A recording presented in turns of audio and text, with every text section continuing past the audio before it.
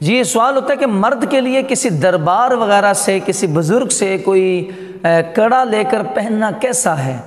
تو اس حوالے سے عرض گزار ہوں، مرد کے لیے کسی بھی دھات کا کڑا وغیرہ پہننا یہ جائز نہیں ہے، ناجائز ہے، حرام ہے اور جہنم میں لے جانے والا کام ہے۔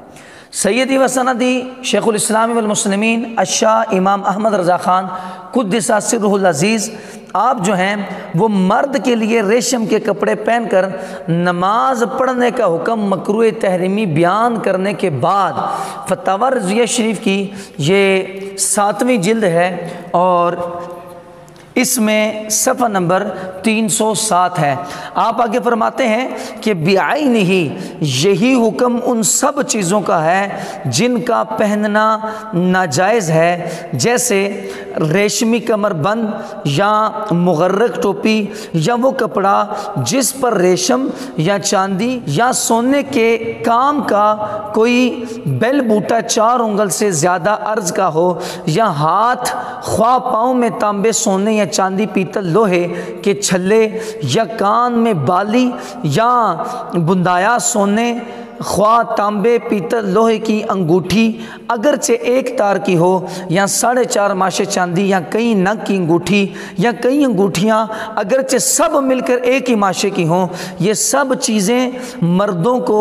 حرام ہیں، ناجائز ہیں۔ اور فرماتے ہیں کہ ان سے نماز مکروہ تحریمی، اور تانبے پیتل لوہے کے زیور عورتوں کو بھی حرام ہیں، انہیں پہن کر ان کی نماز بھی مکروہ تحریمی ہے۔ ان مسائل کی تفصیل ہمارے فتاوی میں موجود ہے۔ اللہ عز و جل مسلمانوں کو ہدایت عطا فرمائے، واللہ تعالی اعلم۔ تو آپ نے سنا ناظرین اور سامعین کہ مصطفیٰ کریم صلی اللہ تعالی علیہ وسلم کی امت کے لیے جو احکامات ہیں ان میں سے امام احمد رضا خان رحمۃ اللہ تعالی علیہ کی یہ میں نے آپ کے سامنے پیش کر دیا کہ آپ نے فرمایا کہ یہ جو ہیں کڑے وغیرہ پہننا، یہ اس کسی بھی دھات کے کڑے پہننا، اور یہ جناب 4 ماشے سے 4.5 ماشے سے زیادہ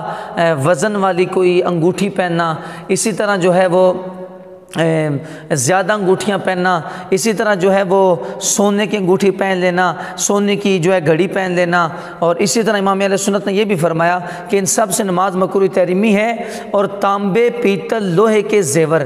تانبے پیتل لوہے کے زیور یہ عورتوں کے لیے بھی جائز نہیں ہے۔ تو یہ بہت اہم مسئلہ ہے۔ ہمارے ہاں نوجوانوں کے پاس، بندوں کے پاس جب تھوڑا سا پیسہ آ جاتا ہے تو اپنے آپ کو امیر شو کرنے کے لیے تو وہ بیچارے طرح طرح کے حربے اپناتے ہیں، کبھی سونے کی گھڑی پہن لیتے ہیں، کبھی سونے کے جناب والا وہ